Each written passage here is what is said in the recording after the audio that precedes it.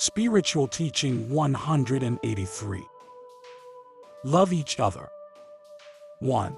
Safeguard my word, disciples, because men with different beliefs will ask you for evidence that you truly have received my teachings. 2. I will allow your life to be free of burdens and illnesses so that you will learn to offer the same comfort and charity to your brethren that I have offered you. 3. The one who prepares himself to receive my teaching will be filled with joy. It is like pure water for those who are spiritually thirsty, bread for those who are spiritually hungry, serenity and peace for those who are spiritually weary, and strength and enlightenment for all beings. 4. I am offering spiritual enlightenment to all beings of this nation, including its rulers and its peasants, so that its inhabitants will open their arms to welcome those who will come in search of the Divine Master. 5. Some will arrive in a state of repentance and others in fear because they have endured so much suffering. Their conscience will inform them that Judgment Day has arrived for all spirits. However, I will offer each spirit a new opportunity for salvation. The spirit will become aware of all the gifts that it possesses. Once it develops true faith, it will discover why I have come once again among humanity and how much I love each child. 6. I have not come during this era to contradict my past teachings. On the contrary, I have come to remind you about those teachings because you have forgotten them. During this third era, I am revealing things that I had not previously revealed because your spirit is now more evolved. 7. Those who wrote my word with their love, blood, and tears used divine inspiration to faithfully carry out my will. However, later others changed my word. The essence of my word became lost among the different beliefs and practices developed by mankind. Those changes are not a part of my doctrine. During this era, I have come to enlighten mankind, removing all veils so that man may perceive the purity of my truth. 8. I come to teach you not to reject one another because of my doctrine, nor to argue with one another. I also warn you in these teachings that false teachers and prophets will appear, even among the people of Israel. 9. Many who today are witnessing my manifestation and listening to my teachings will later become materialistic, seeking praise and material well-being. Be careful not to become confused. 10. My faithful disciples, who will watch over my work, will experience a great struggle. I am going to prepare 144,000 beings who will be given that responsibility. Among them are those who will choose not to fulfill their mission and will mislead and confuse their brethren. They will confuse those who are spiritually thirsty, but chose not to listen to me during this period. 11. Practice humility, and do not flatter your brethren nor allow them to flatter you. Separate yourself from those who want to help you but arouse your vanity and cause you to wander in the wrong path. 12. Do not yield to temptation. The power I have given you is to be used for spiritual deeds of love and charity. 13. Do not utilize my doctrine for monetary gain. 14. My people, I am protecting you from your brethren so that you may listen to my word peacefully until the year 1950. If others criticize and ridicule you because you believed in my coming during this era, I will defend you. If you are locked up in prison, I will open the doors and rescue you. I only ask you to fulfill my law. Do not allow yourself to become confused or to participate in the occult or in mysticism. Also, you should not seek to make monetary profit with my doctrine. When you are summoned to heal the sick, practice charity and let your deeds be spiritual. 15. After my departure in the second era, your celestial mother remained on earth to strengthen and to accompany the disciples. After their ordeals and suffering, they found warmth in her gentleness and nourishment in her words. They continued to follow the divine path inspired by Mary, who represented the Divine Master and continued teaching them. Once she departed from earth, their struggle began, and each disciple took the path that was designated for him. The love of Mary will be very close to you during this third era. It will strengthen you and encourage you during your ordeals. 16. You are opening your heart to feel my presence and to offer me your love. And I say to you, do what I ask you to do. You should not only love me, but also love your brethren. Do not judge one another. Leave all just and unjust causes to my justice. Because I am the only one who knows the reason behind each cause, and I am the only one who has the right to judge. I invite those who have not fulfilled my law to enter into this path. They will soon arrive before my presence, and I will say to them, I have not brought a new law in this era. It is the same law that I placed in the conscience of the first human being, and that I gave to mankind through Moses. 17. Do not allow yourself to be influenced by the word of your brethren if it is not based on my law, because you would be following a path of darkness, believing that you are in a path of light. Eloquent language is not what pleases me. I have always spoken to you using simple language. However, if you discover some truth in the eloquent words spoken by someone, extract their essence and the love, charity, and peace contained in those words and interpret them appropriately. I have given you a judge that dwells within you and that will never deceive you. That judge is your conscience. To listen to its voice, one needs to penetrate deeply within himself, to pray and to meditate. Then, it will speak with true wisdom and enlightenment. 18.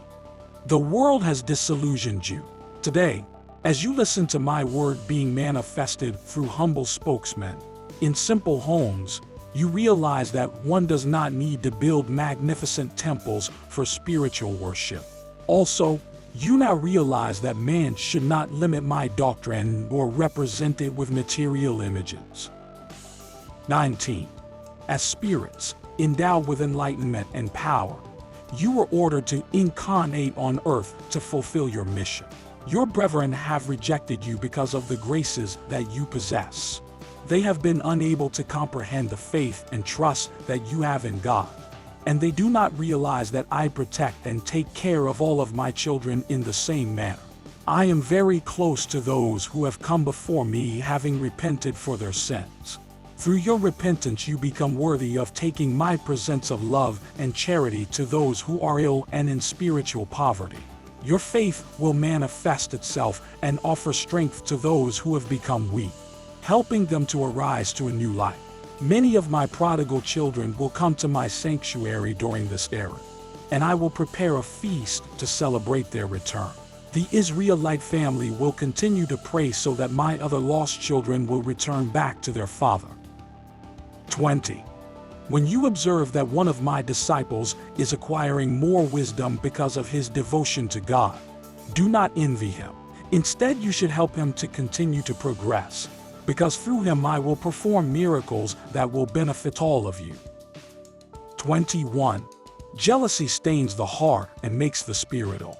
It is my will that everyone become spiritually elevated, live in harmony, and communicate with me from spirit to spirit.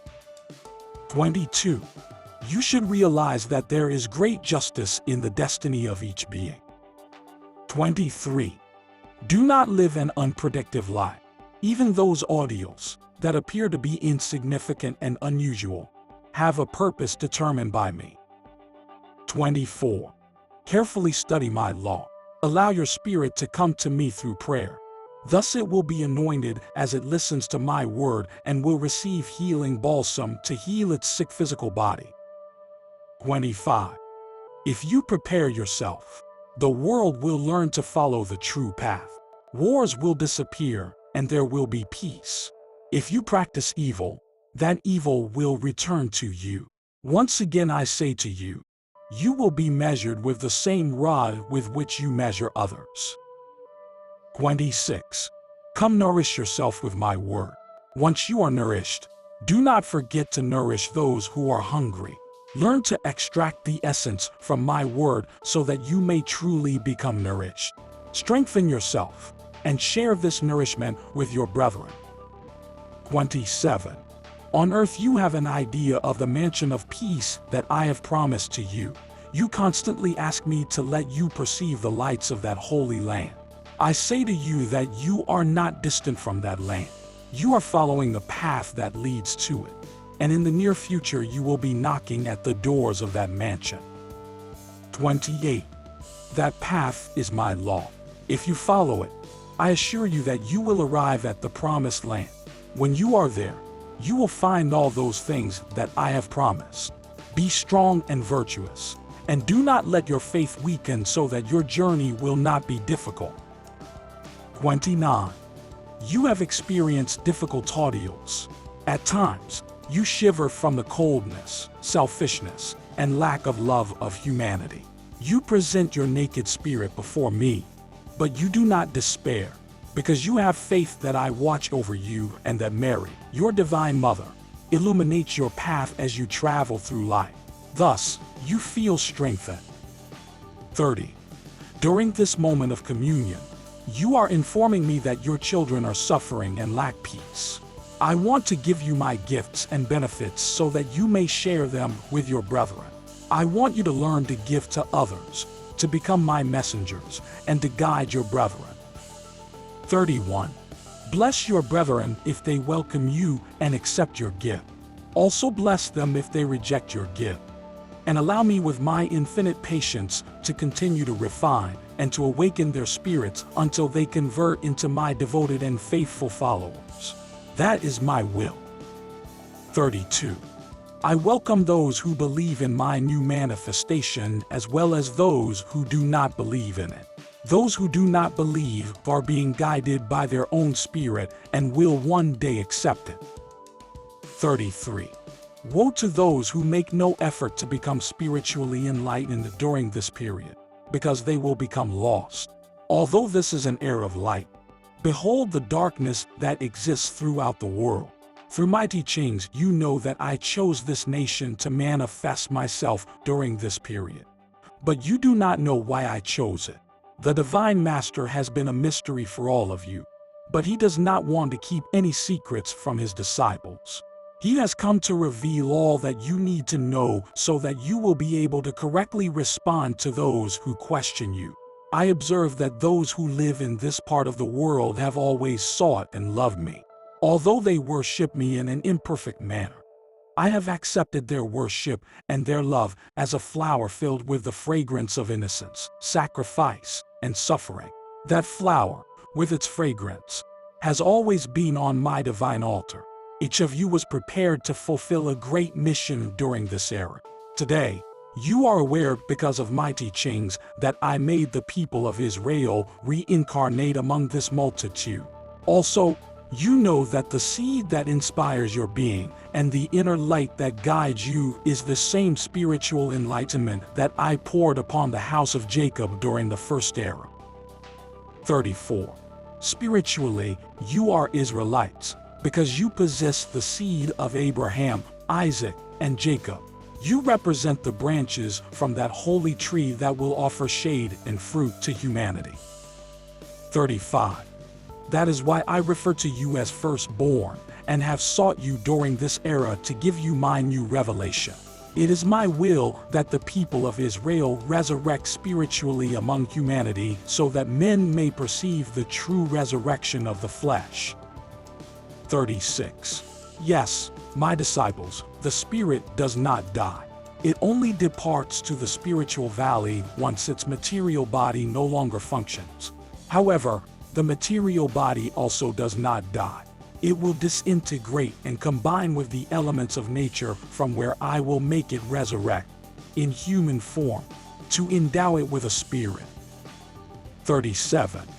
The flesh resurrects in that manner, and spirits return to earth to incarnate as humans. In that manner I will make the spirits of Israel resurrect throughout the world. But I will not offer them any land from this world, nor will I divide them into tribes. Instead, I will establish one family among them to eliminate their traditional disagreements. I will form matrimonies and families between the children of Reuben and those of Judah. between those of Asher and Zebulun and those of Naphtali and Benjamin. Thus, I will eliminate all disagreements and division among them, because conflict is not a part of God. 38. Who would be able to do this, if not I? Who could carry out the mission of convincing the chosen people of God that Canaan was only a symbol of the eternal homeland? During this era, I was the one who allowed your spirit to incarnate in another race and in another land, and told you, you are the people from Israel. I have made you incarnate on earth once again to conclude the great and delicate mission entrusted to you since the beginning of time. That is your cross. 39. Also, you have returned to cleanse your stains and to amend and atone for your mistakes. You will no longer become weak nor fall into idolatry, as you did in the past, even though you knew about the true God and had received his law. The suffering that you have experienced has made you seek spiritual enlightenment and peace. During the first era, when the wheat and bread became scarce in your land, you journeyed toward the powerful land of Egypt. Later, as slaves of a pharaoh, you arose defying the harshness of the desert to seek the promised land because you yearned to have freedom. During this period, you ignored the ridicule and wrath of your brethren and chose to acknowledge my new manifestation because your spirit was thirsty for elevation and spirituality. 40. You are the prodigal son who always returns to the Father's home. You find that he welcomes you with a loving embrace and prepares a table to celebrate your return. 41. From the long journey, you arrive weary and spiritually and physically weak. However, you were surprised as you perceived from a distance that the gates of your father's home were still open, and that the Father was awaiting your arrival to offer you his love, his charity, and his teachings. 42. It was not my will to manifest myself in the land of Canaan, your previous homeland, during this era. This is the era of the Holy Spirit. It is no longer the era of Moses, nor of Christ. You are listening to my divine word, and truly I tell you, today, I am offering you the same nourishment that I offered you in the first and second eras. The manna helped you develop faith in me, and the teachings that Jesus gave you nourished your spirit and showed you the path of salvation. Today, I am nourishing you with this word so that your spirit will attain peace and eternal enlightenment and never be hungry again. 43. As in the past, I have come to select my spokesmen, disciples, and new prophets from among you, now that you are spiritually enlightened. Today, I am explaining my law through this doctrine. I am also teaching you how to pray, how to serve me, and how you should live to become true brethren of humanity and children of God. 44. After my new disciples become strong, the second Jerusalem will descend from my kingdom to earth. All evil, idolatry, deceit, and darkness that have emanated from the human mind and heart will become destroyed. 45. Remember that your father, through a dream, promised Jacob that he would bless all the nations on earth through his children. Be aware that, if you are a descendant of Jacob, your destiny is to attain my peace and to take it to the hearts of your brethren. 46. My people. During this era there are those who still practice the law of Moses and others who live in the Christian era. Not everyone senses, nor wants, the arrival of a new era. This is because not everyone advances nor evolves in the same manner. That is why I tell you to become familiar with these teachings so that you will become good workers imitating the good shepherd and the good sower. Behold those who are preparing mankind by sowing my doctrine of love in their hearts. If the climate was good and the harvest was abundant, they elevate their prayers to thank the Lord. But if the climate was bad and the harvest was poor, then they eagerly await for the following year, hoping to have an abundant harvest. I will prepare the fields for you. If you take advantage of this period and arise with faith and hope to sow my seed in the hearts of your brethren, the seeds that you sow with good will and love will germinate. I will protect what you sow, and my spirit, like the radiant sun, will make your crops flourish. Thus, as you gather your harvest, you will be singing hymns of glory and praise to God. 47. Be aware that I am the one who watches over this nation, protecting it from any major disaster and disturbance. I keep it in peace because this nation is destined to fulfill a great mission both spiritually and materially. 48. Chaos and disorder will occur on earth, because as long as there are different powers and kingdoms on this planet, there will also be wars, hatred, and ambition, and thus no peace. 49. Charity does not exist among men, and my law is not practiced. True brothers, parents, and children do not exist, and that is why humanity is threatened by chaos. 50. I am only announcing these things because evil and disorder do not originate from God. Chaos occurs due to man's lack of spiritual preparation. He has failed to listen to his conscience, allowing himself to be guided by evil inspirations. I ask those who are listening to my teaching, are you waiting for these audios to take place so that your hardened heart may be touched? No, my children, begin praying today. Work with devotion, achieve merits, and amend your behavior. That is your mission.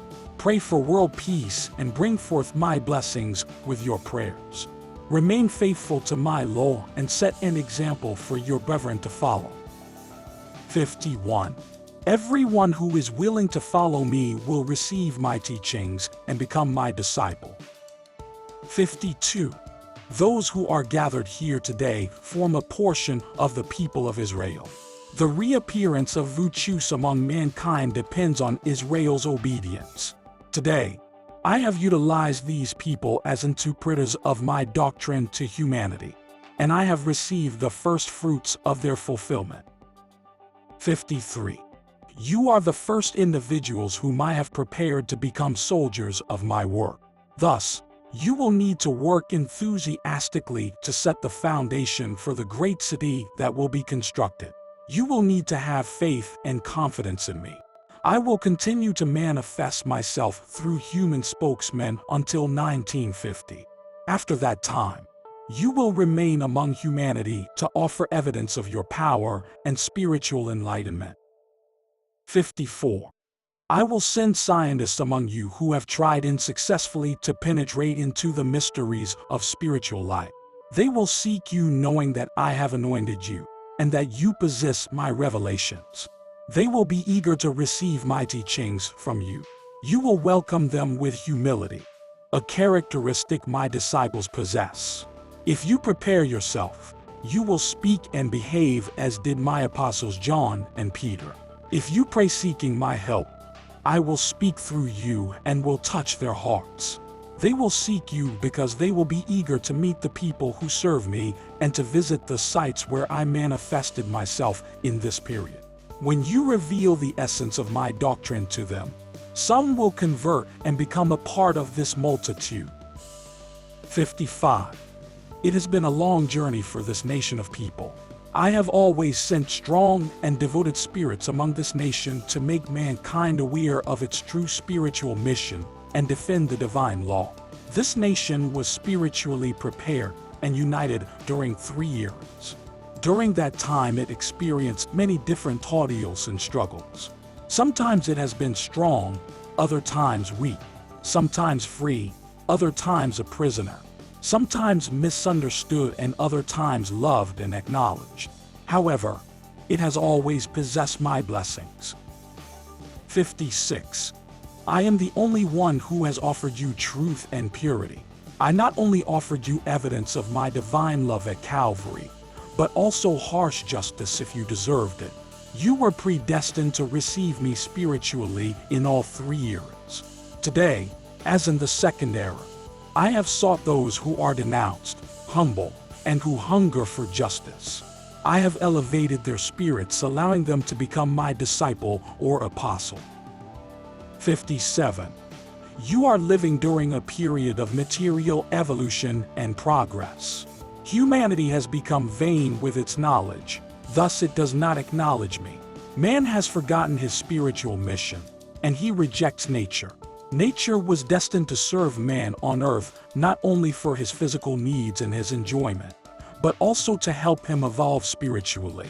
Man ignores his spirit, which is the most valuable thing that he possesses. The spirit belongs to me, and I have always come to seek it. But just as the earth undergoes changes, man will also change and will one day acknowledge me. His ideals, which are now materialistic, will become spiritual. All beings are submitted to ideals, which help the spirit to become purifying and obedient to God. 58. Humanity entered a new era in 1866. During this era, I have been preparing those whom I chose. They have been assigned responsibilities and have spiritual gifts. I have revealed to each individual his specific mission and the tribe to which he belongs. I have reunited my spiritual forces, some materially and others spiritually, as was previously written. 59. I have appointed guides so that each congregation will have a representative to lead it. I have informed them that it is my will that there be unity among all of the congregations so that they will be strong. 60. Some beings were given the mission of serving as human spokesmen so that I could manifest myself to humanity. I increased the number of spokesmen so that my teaching would spread. Those spokesmen also enabled the spiritual world to manifest itself to humanity, offering evidence of its charity and offering advice and healing balsam to mankind. 61. It was my will to designate some to serve as fundamental stones. These would offer support to the guide in each house of prayer, mediating between the guide and those who have been assigned responsibilities. These individuals also would serve as mediators for the entire multitude. 62. I designated those who would have the gift of spiritual vision.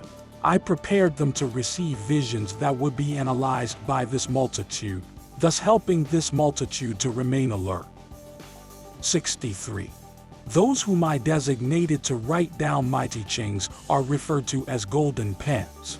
I prepared them and sent spiritual beings to be their guardians so that my word would become printed and remain throughout the eras.